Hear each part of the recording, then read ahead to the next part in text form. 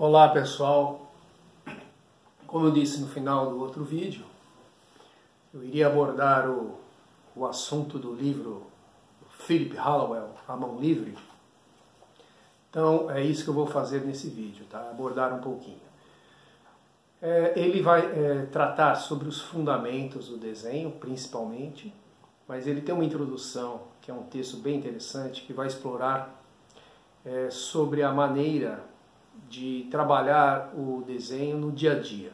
Não só na prática motora, mas na observação, etc.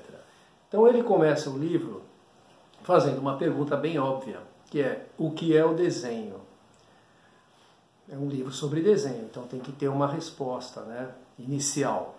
Então ele fala o seguinte: o desenho como a interpretação de qualquer realidade visual. É a interpretação de qualquer realidade visual, ou emocional, ou intelectual, etc., através da representação gráfica. Ou seja, né, o desenho é uma representação gráfica. E o que você, quando você desenha, você vai fazer o quê? Você vai interpretar alguma coisa. Pode ser uma realidade visual, emocional, intelectual, e etc. Tá? E ele fala também que o aprendizado do desenho baseia-se em conhecer e dominar a gramática e a sintaxe da linguagem visual. Então ele fala o seguinte, que a linguagem, o desenho é uma linguagem visual. Então existem regras, assim como nós temos as nossas linguagens verbais nas nossas línguas, língua portuguesa, inglesa, etc., o desenho também é uma linguagem. Tá? E tem, não vou dizer assim regras, mas existem sim as gramáticas, as sintaxes, etc. Tá? E o desenho é a base de qualquer trabalho visual. Tá? Bi ou tridimensional. E é por isso que o seu domínio se torna indispensável. Então, um trabalho visual, né, a base dele é o desenho, tá? Seja ele em duas dimensões ou tridimensional. Tá?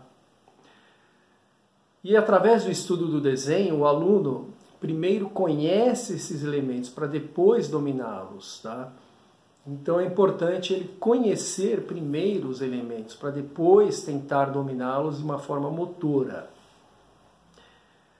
E também é o seguinte, o desenho, né, o ensino do desenho não é a mesma coisa que o desenho de observação.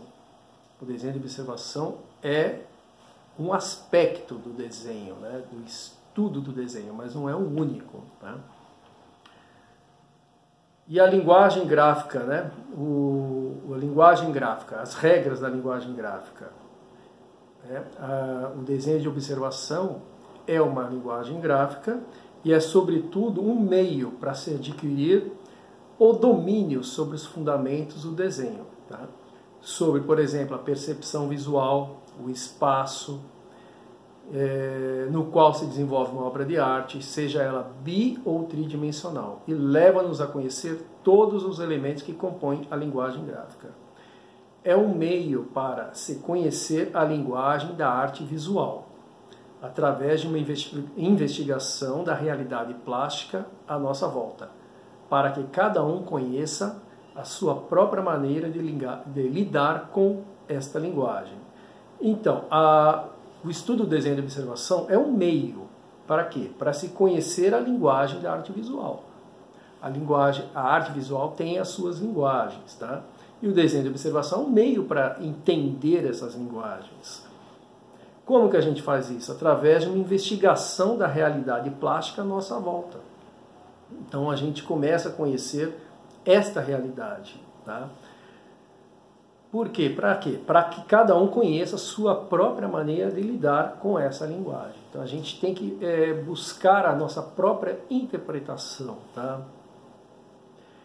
E ele também completa: no exercício do desenho de observação, desenvolve-se o pensamento analógico e concreto, o senso de proporção, espaço, volume e planos. O que acontece? No desenho de observação, a gente desenvolve o pensamento analógico e completo. O que é analógico? É comparações. Tá? A nossa observação vai para esse lado das comparações, comparar uma imagem com a outra, o que a gente está vendo. Tá? E também o pensamento concreto.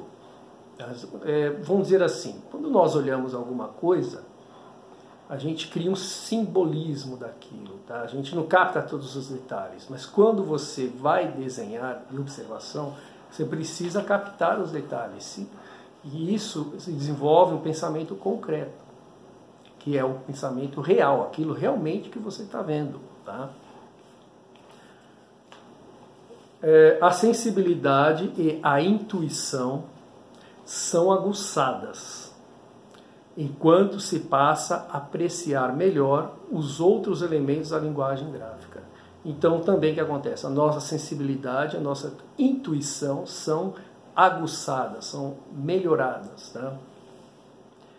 O desenho realista permite ao aluno adquirir o domínio de todos os elementos da linguagem visual e gráfica, que é essencial para a interpretação da realidade com total liberdade. Ou seja, quando a gente aprende a desenhar de uma forma realista, a gente consegue adquirir o domínio de todos os elementos da linguagem visual e gráfica. Todos, tá? Que isso a gente vai ver mais para frente. Quais são esses elementos, tá? E é essencial para interpretar a realidade com total liberdade. Então, ou seja, a gente vai... A arte, o desenho, né? A gente quer interpretar a realidade. Mas como que a gente faz isso? Através de conhecimento. Se a gente não tiver esse conhecimento, a gente não vai ter essa liberdade para conseguir fazer isso, tá? Por exemplo, ele cita aqui o exemplo do Pablo Picasso, né? O Pablo Picasso, ele dominava o desenho de observação. Ele criou um estilo do cubismo, né? Que foi chamado de cubismo depois, mas ele criou um estilo próprio. E não era um desenho realista nessa fase, mas ele sabia fazer um desenho realista, uma pintura realista. Ele sabia, ele tinha esse conhecimento. Então, através desse conhecimento, ele conseguiu ter liberdade para fazer de outra forma. Tá? Então, isso que ele quer dizer. Isso que ele quis dizer. Então, o que acontece? Quando a gente tem conhecimento, né, a gente pode explorar aquele assunto de outras maneiras, não apenas de uma forma limitada. Tá? E ele também fala uma coisa bem interessante aqui. Ó. O domínio do desenho não depende de habilidade manual, nem de conhecimento de técnicas, tampouco de um olhar diferenciado. Depende de um pensamento diferente. Ou seja, é o início. O início é você aprender a pensar diferente. Tá? Isso de acordo com as palavras do autor Philip Hallowell, aqui do livro. Tá? E eu concordo com ele. Para poder ver de uma maneira adequada para desenhar, é necessário pensar de uma maneira adequada, diferente do modo utilizado no dia a dia. Ou seja, a gente tem que pensar de uma forma diferente do que a gente está acostumado a pensar no dia a dia. Tá? Como assim? O aluno, né, o aluno do desenho, né, das artes plásticas, ele acaba aplicando esse tipo de pensamento diferenciado a outras atividades pessoais e profissionais. Ele vai tornar-se mais crítico à sua realidade, mais sensível e mais criativo, de forma geral. Ou seja, né, quando se aguça a sensibilidade, a criatividade, isso influencia nas outras áreas. Quando você se torna mais observador, por exemplo, né, o que o desenho de observação faz isso, a gente observa outras coisas no dia a dia que a gente não observava. Muitas coisas, inclusive na parte intelectual. Tá? E também na parte emocional. Então, tudo está interligado, tá? Essa parte. E o desenho auxilia muito nisso, o estudo do desenho. Então, o desenho é um instrumento educacional muito rico, com uma abrangência muito maior do que se pensava.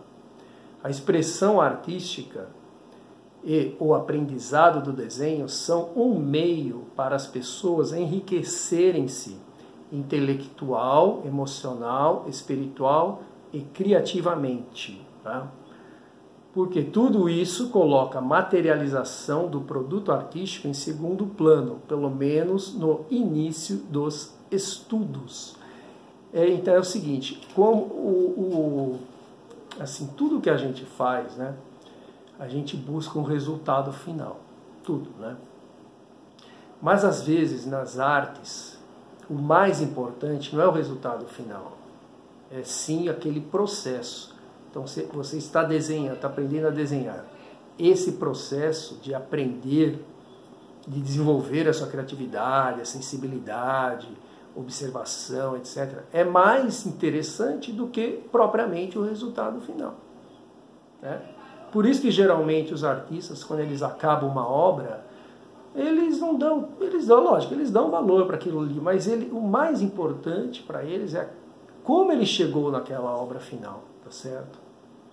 Então, por exemplo, um compositor, um músico, quando ele acaba aquela canção, aquela música no estúdio, por exemplo, gravou aquela música, naquele momento que ele está gravando, ele já está pensando em outra, tá? Já está pensando em outra. Quando ele acabou aquilo, o pensamento não parou ali, ele já está bem na frente, tá? É interessante esse aspecto, tá? Então, o que acontece? Uma das vamos dizer assim, do processo que ele ensina a gente no desenvolvimento do desenho, né, aprender a trabalhar com o nosso cérebro de uma maneira integrada. Tá? Eu vou falar depois disso no outro vídeo, que é o seguinte: o nosso cérebro tem dois hemisférios, né? Hemisfério esquerdo e o direito. Normalmente a nossa sociedade, né, ocidental, ela trabalha mais o lado esquerdo. Tanto é que, se você observar na educação, nas escolas, as disciplinas são mais voltadas para o aspecto lógico, matemático, etc. Tá? Mas isso eu vou abordar em outro vídeo, tá certo? Para complementar este vídeo, então é o seguinte: o que a gente tem que entender, o processo do aprendizado do desenho é mais importante do que propriamente o resultado, tá? E nesse processo, se a gente se concentrar, né, em aprimorarmos, usar aquelas ferramentas que a gente aprende no estudo do desenho para a nossa vida pessoal, nós vamos conseguir. E isso é algo bem interessante, muito interessante, que eu posso falar para vocês que realmente aconteceu comigo e com muitos alunos e colegas da minha área que eu já conheci. Ok? Muito obrigado, até o próximo vídeo.